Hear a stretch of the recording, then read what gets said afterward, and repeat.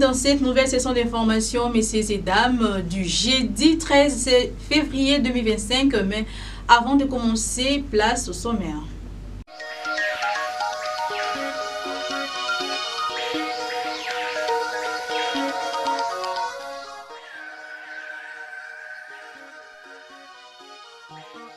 La radio et les changements climatiques, c'est le thème retenu à l'occasion de la Journée internationale de la radio, célébrée ce jeudi 13 février 2025. La CENCO et le CC poursuivent leurs consultations malgré l'opposition de l'IDPS et de l'UCN.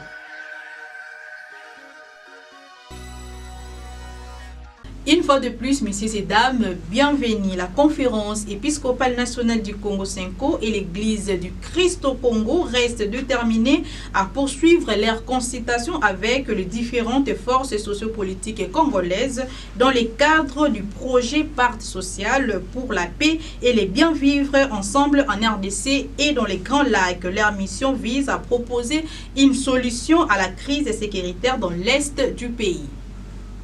Mercredi 12 février, une délégation de 10 confessions religieuses a rencontré à Goma Corneille Nangaa et son mouvement politico-militaire Alliance Fleuve Congo.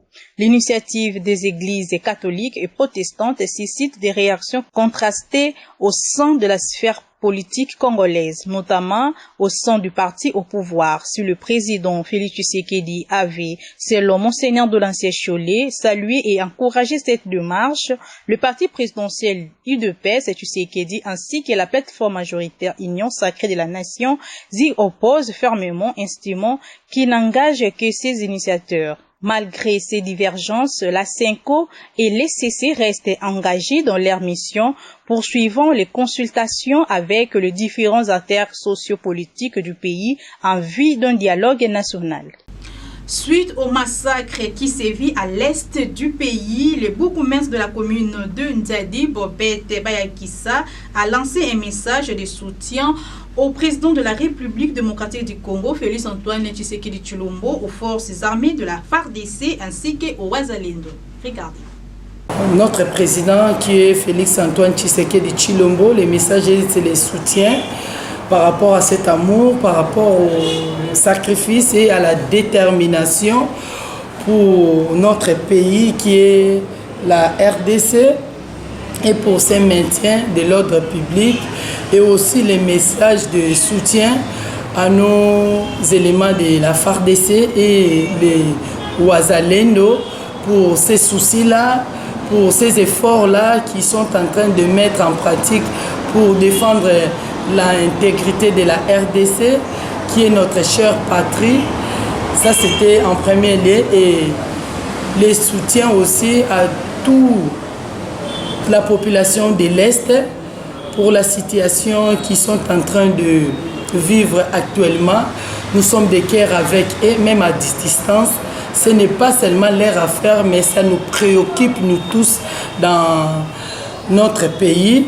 Nous sommes de cœur avec eux et nous prions aussi que dans les jours à venir, qu'il y ait la paix dans l'intégrité de toute la patrie.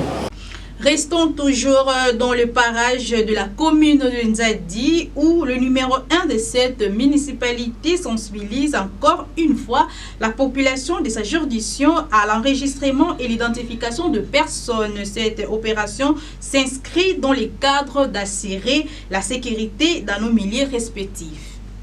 Nous avons un message en provenance de notre vice-premier ministre, ministre de l'Intérieur, nous signalant que nous devons enregistrer et identifier notre population ici dans nos juridictions. Je lance des messages à tous les chefs de quartier, à tous les cadres de base, à tous les chefs d'avenir, que la semaine prochaine, nous serons là et même l'équipe des médias aussi, vous serez là à nous accompagner et à transmettre aussi l'information à toute la population habitant la commune d'Nzadi pour leur identification et l'enregistrement. Parce qu'on doit connaître tout le monde qui habite nos juridictions ou encore nos entités respectives, que ce soit les étrangers, que ce soit nous les autochtones de Boma ou de Nzadi, que ce soit aussi les passagers qui viennent pour des activités éphémères, je pense que ça serait importante. C'est vraiment important, c'est la chose importante que les chefs des quartiers, y compris les chefs des avenirs, de se mettre au travail pour identification, que tout le monde soit reconnu dans les entités qui vivent ou encore dans leurs lieux respectifs. C'est très important pour éviter un peu les infiltrations et d'autres criminels qui ne sont pas reconnus ou encore identifiés. Nous devons connaître tout le monde. Et j'attire aussi l'attention de toute la population à être vigilant, de veiller sur toute personne. S'il y a des cas à dénoncer, n'hésitez pas. Il faudrait vraiment dénoncer parce qu'on doit sécuriser notre pays, on doit sécuriser nos entités respectives. L'humanité a célébré la journée mondiale de la radio ce jeudi 13 février 2025 sous les thèmes la radio et changement climatique. Afin d'accompagner les radios dans l'ère couverture journalistique de ces 6G, le 13 février 2025 place la journée mondiale de la radio sous les thèmes radio et changement climatique. Dévoiler les fausses nouvelles. La propagation de mésinformations et de désinformations sur les changements climatiques constitue un défi croissant, renforcé par la multiplication de voix exprimant sur les CG, notamment à travers les réseaux sociaux. Les radiodiffuseurs, en tant que vecteurs d'une information crédible, source et vérifiée, devient ainsi primordial pour dévoiler les fausses nouvelles. Le lien de confiance qui les unit aux auditeurs font de leur programmation un espace privilégié de sensibilisation au changement climatique, aux questions environnantes et aux catastrophes naturelles. Les radiodiffuseurs sont également mobilisés dans l'éducation aux médias et à l'information, en éveillant leurs auditeurs au nécessaire développement d'un esprit critique pour appréhender les diverses sources d'informations auxquelles ils sont confrontés de manière quotidienne.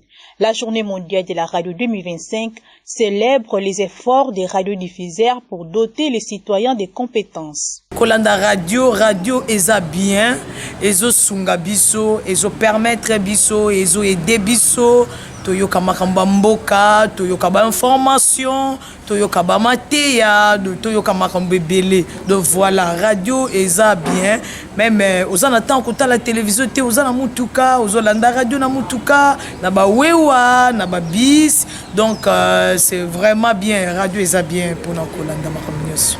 Moi j'apprécie, j'aime beaucoup la radio. C'est un instrument ou soit un appareil qui ne manque jamais, que ce soit dans mon téléphone. Ça me permet de pouvoir me connecter presque dans tout le monde en un seul temps par rapport aux infos. Parce que vivre comme ça sans information, c'est comme si vous étiez un mort. Moi je considérais ça comme ça. Alors avoir une radio, c'est un instrument normalement qu'on doit bien traiter parce que grâce à cela, on peut être connecté de partout et de tout, sauf de rien. Concernant aussi certaines vies quotidiennes, que ce soit dans le monde commercial, que ce soit dans tout. Hein? Donc c'est un instrument qui permet à l'humain de pouvoir bien se quadriller, surtout par rapport à la vie, quoi.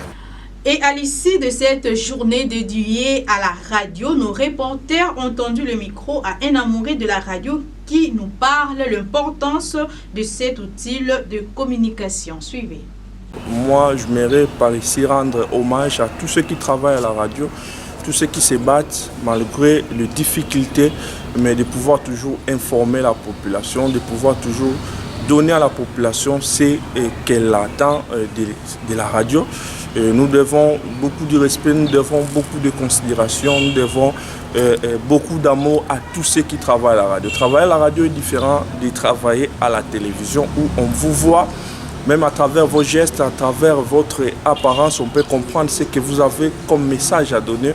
Mais à la radio où il faut donner l'image à celui qui t'écoute, qu'il puisse vraiment se rendre là où l'événement se passe, là où l'information se passe, et de comprendre l'information en donnant, en imaginant quelque chose, en imaginant comment est-ce que l'information, comment est-ce que le problème s'est déroulé. C'est vraiment un travail qui demande beaucoup d'intelligence, qui demande beaucoup de créativité et aussi qui demande beaucoup d'efforts à celui qui travaille, à celui qui est en train de transmettre l'information. La radio, c'est quelque chose qui aide partout où on est, parce que la radio est toujours avec nous, même à travers nos téléphones, à travers même dans nos voitures, même à la maison. De la radio est vraiment avec nous. Là où peut-être la télévision peut demander de l'électricité, mais la radio, avec seulement son téléphone, on peut écouter la radio. La radio, c'est un instrument qui est toujours avec la population, qui est toujours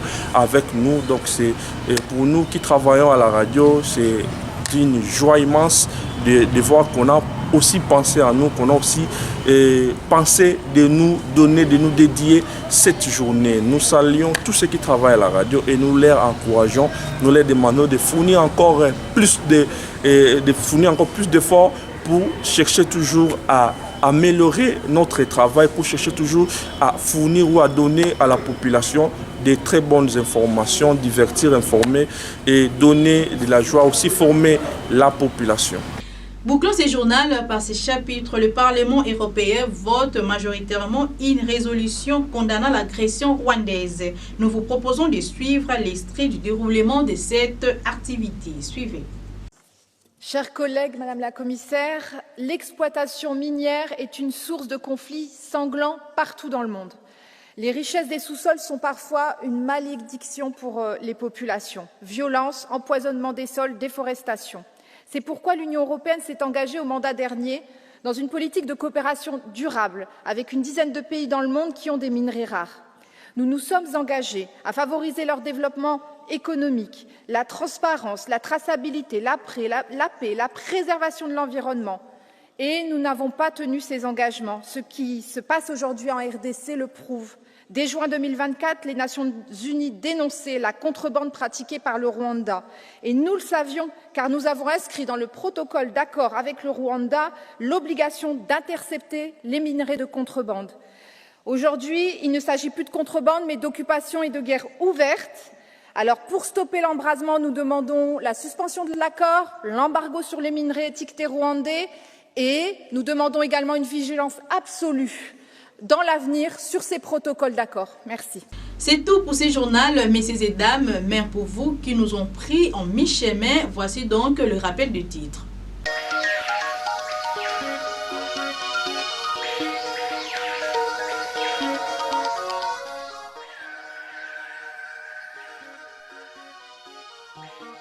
La radio et les changements climatiques, c'est le thème retenu à l'occasion de la Journée internationale de la radio, célébrée ce jeudi 13 février 2025.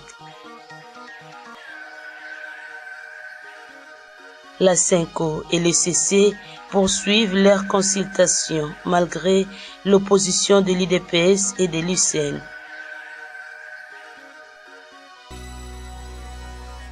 C'est la fin de ce journal, messieurs et dames. Merci de l'avoir suivi. D'ici là, portez-vous bien et bonne suite de programmes sur la radio-télé diocésaine Nguizane. Quant à moi, je vous retrouve à la prochaine. Suivez également ce journal sur YouTube en tapant RTDN Boma. Partagez et abonnez-vous. N'oubliez pas d'activer la cloche des notifications. La RTDN dans vos poches, la RTDN entre vos mains, la RTDN à l'heure du numérique. RTDN, chaîne de l'excellence.